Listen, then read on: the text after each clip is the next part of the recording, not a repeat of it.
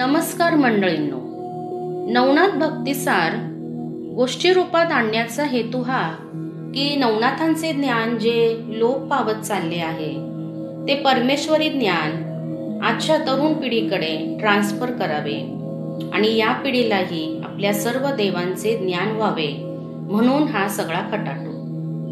दैवी महिमा आणि परमेश्वराच्या ध्यानाची ताकद जी नवनाथांना मिळाली होती ती आपणही ध्यान करून मिळवू शकतो. अवघड आहे पण अशक्य नाही. आपल्यातील कुंडलिनी शक्ती जागृत करून जर साधकाला आत्मसाक्षात्कार मिळाला तर आपल्या जीवनातील सर्व संकटे, अडचणी, बाधा दूर होण्यास मदत होते. पण आपण परमेश्वराप्रती अनन्य भक्ती केली पाहिजे, जी गीतेमध्ये श्रीकृष्णांनी सांगितली आहे.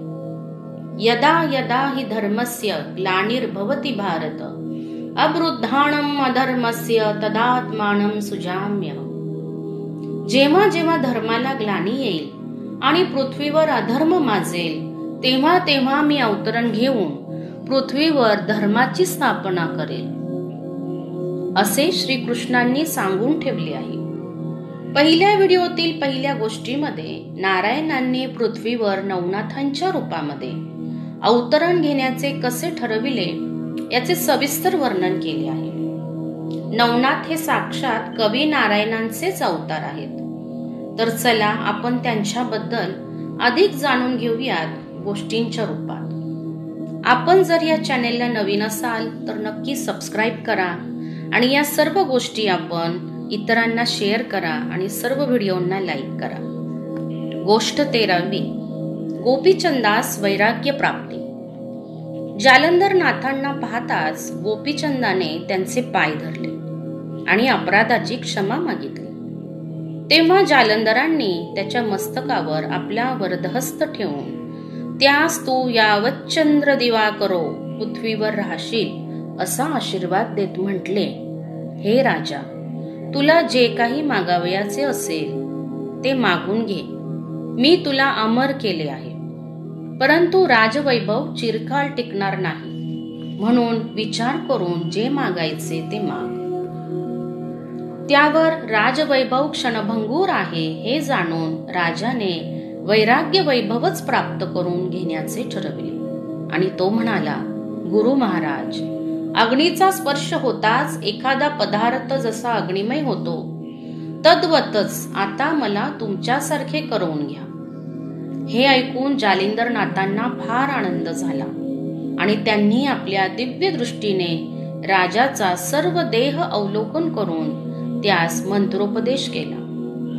त्यावेळेस राजाला पृथ्वीवरील सर्व पदार्थ क्षणभंगूर आणि नाशवंत दिसू लागले. ते पाहून राजाच्या मनात वैराग्य निर्माण झाले आणि त्याने वडाचा चीक आपल्या जटास लावला, कौपीन परिधान केली, कानात मुद्रा घातल्या, शिंगी वाजविली आणि हातात भिक्षेची झोळी घेऊन तो गुरुवाज्ञेची वाट पाहत राहिला. तेव्हा जालंधर म्हणाले, आता आपल्या 1800 स्त्रियांकडे भिक्षेसाठी जा आणि त्यानंतर तपावरणासाठी अरण्यात निघून जा. गुरुच्या आज्ञेनुसार राजा गोपीचंद आपल्या स्त्रियांकडे भिक्षा मागण्यास गेला. त्याला तशा स्थितीमध्ये पाहून राजस्त्रियांचा शोक अनावर झाला. त्या म्हणाल्या, ईश्वरी इच्छेने जे व्हायचे तेच झाले. आता निदान अरण्यात न जाता येथेच राहून तपाचरण करा. परंतु राजाने त्या गोष्टीस नकार दिला. तेव्हा त्या स्त्रिया म्हणाल्या, महाराज, तुमच्या बरोबर अरण्यात कोण बरे बोलेल? त्यावर राजा म्हणाला, ही शिंगी आणि सारंगी माझ्याशी बोलतील. मला जमिनीचे आसन आणि आकाशाचे पांघरूण असेल. मला कोणत्याही अडचणींची भीती वाटत नाही. आता फक्त मी आणि माझी योग साधना. राजावरच्या अतिप्रेमामुळे गोपीचंदास भिक्षा घालत असताना त्या राजाच्या जवळ जाऊ लागल्या. त्या जवळ येताना पाहताच सावधान असे म्हणून सर्व राण्यांना मारण्यासाठी आपली कुबडी आणि फावडी उगारली. हे सर्व दृश्य मैनावती राणी पाहत होती. तेव्हा आपल्या मुलाला शेवटची भिक्षा देण्यासाठी ती शिजवलेले अन्न घेऊन आली आणि राजाच्या झोळीत तिने ते अन्न घातले.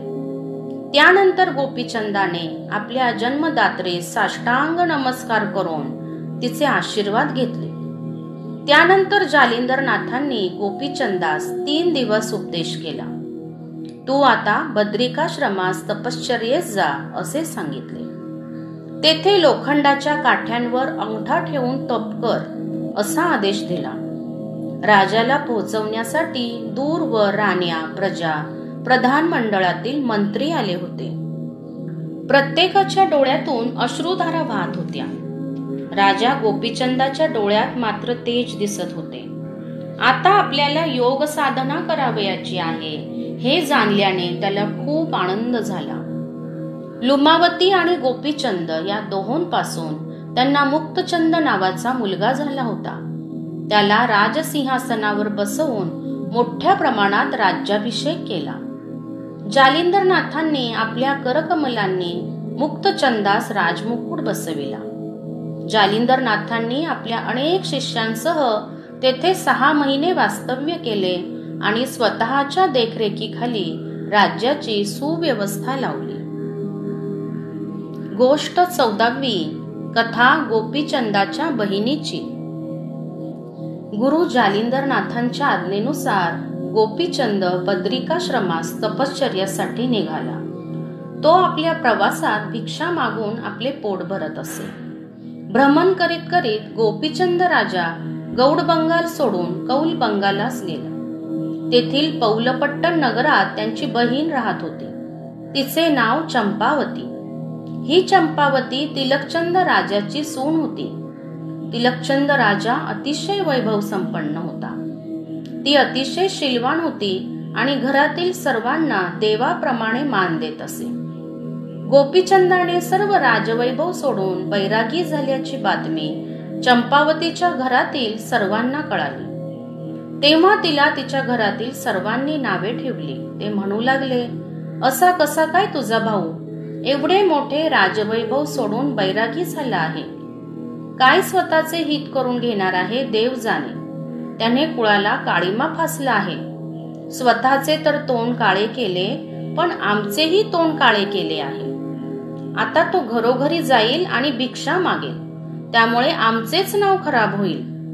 त्यापेक्षा त्याला गावातून पकडून अश्वशाळेत बोलावून तेथेच त्याला काहीतरी जेवायला द्या आणि त्याची गावातून हकालपट्टी करून द्या म्हणजे झाले. तिलकचंदाच्या सांगण्यानुसार दासींनी हळूच गोपीचंदास जाऊन सांगितले की हे स्वामी, आपणास आपल्या लाडक्या बहिणीने भेटावयास बोलावले आहे. तिलकचंद राजाच्या सांगण्यानुसार त्या सर्व दासींनी त्यांना अश्वशाळेत नेले आणि जेवण्यास ताट वाढले. हे सर्व पाहून गोपीचंदास फार अपमान वाटला. आपणा शूद्र दासींनी फसवलेले पाहून त्यांना वाईट वाटले आणि नंतर त्यांनी मनात ठरवले की आपण आता राजा नसून गोसावी झालो आहोत. आता यात कसला अपमान. गोसाव्यांना तर जगातील सर्व सुखदुःख, मान अपमान पचवता आले पाहिजे. आता समोर आलेले अन्न साधे व दुष्टपणाने वाढले असले तरी कोणतेही अन्न हे पूर्ण ब्रह्म आहे असे म्हणून ते अन्न सेवन करू लागले. गोपीचंदाने भोजनास सुरुवात केल्यानंतर चंपावतीच्या इतर सहराण्यांनी त्याला पाहिले आणि चंपावतीच्या समोर आणून ठेवले आणि चंपावतीची खरडपट्टी काढली.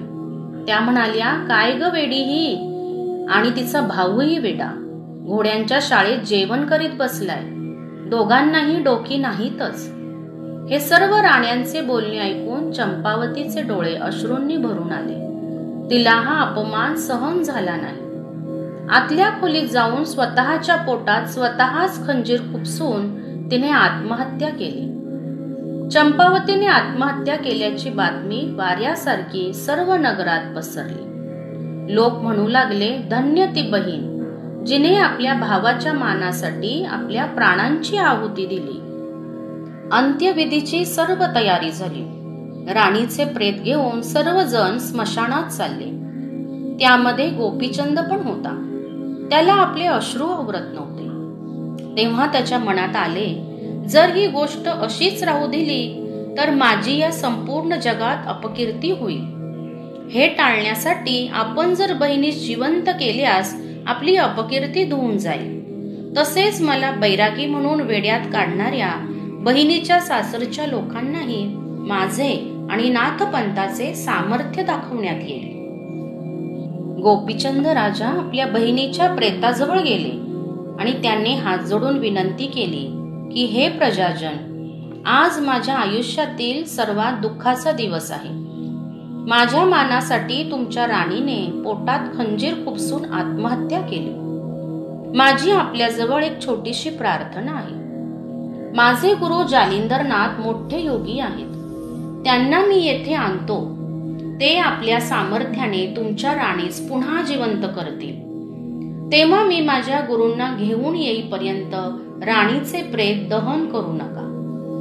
हे सर्व भाषण ऐकून जमलेले सर्व लोक हसू लागले आणि म्हणाले, जगात कोणीतरी मेल्यावर पुन्हा जिवंत झाले आहे काय? एकदा झाडाचे तोडलेले पान पुन्हा त्या झाडास चोडता येत नाही. त्यावर गोपीचंद म्हणाले, माझ्या गुरूंच्या प्रतापाचे वर्णन काय करावे? जालिंदरनाथांना तर सुमारे 11 वर्षे घोड्याच्या लिदीत पुरले होते. नंतर ते जसेच्या तसे बाहेर आले. त्यामुळे तुम्ही निदान 4 दिवस तरी प्रेत सांभाळून ठेवा. बहिणीचे प्रेत जिवंत करण्यासाठी गोपीचंदने तिचा डावा हात काढून घेतला. तो आपल्या परमपूज्य गुरूंना आणण्यासाठी गौडबंगालला जाण्यास निघाला. मात्र सासरच्या सर्व लोकांनी आणि प्रजेने गोपीचंदास फसवले. गोपीचंद निघून गेल्यानंतर ताबडतोब चंपावती राणीच्या प्रेताचे दहन केले. इकडे जालिंदरनाथांनी आपल्या दिव्य चक्षुंनी गोपीचंद येथे येत असल्याचे जाणले आणि त्वरित व्यानास्त्राची योजना करून ते गोपीचंदच्या तिथे क्षणार्धात गेले आणि म्हणाले, हे गोपीचंद, तुझ्या अमाप प्रेमामुळे मी तुझ्या लाडक्या बहिणीस नक्की जिवंत करेल. आता येथून आपणच लवकर प्रस्थान केले पाहिजे. राजवाड्यात गुरु शिष्य आल्यानंतर तिलकचंदाने स्वतः त्या दोघांचे स्वागत केले. जालिंदरनाथ म्हणाले, या महालात चंपावती राणी दिसत नाही. ती जर या महालात नसेल तर मी या महालात थांबणार नाही.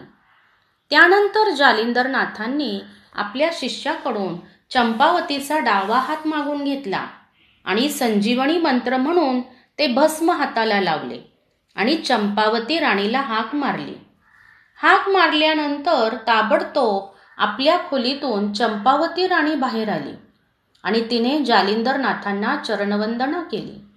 आपली सून जिवंत झाली आहे यावर तिलकचंदचा विश्वासच बसेना. तोही जालिंदरनाथांच्या पाया पडला आणि त्यांची त्याने क्षमा मागितली. गोपीचंद राजा जालिंदरनाथांच्या हेलापट्टणास गेला. गोपीचंदाने खडतर तप केले. त्याच्या तपाच्या उद्यापनासाठी सर्व देवी देवता आल्या होत्या. सर्व देवदेवतांनी त्याला वर दिले. गोपीचंद सर्व विद्येत आता पारंगत झाला होता.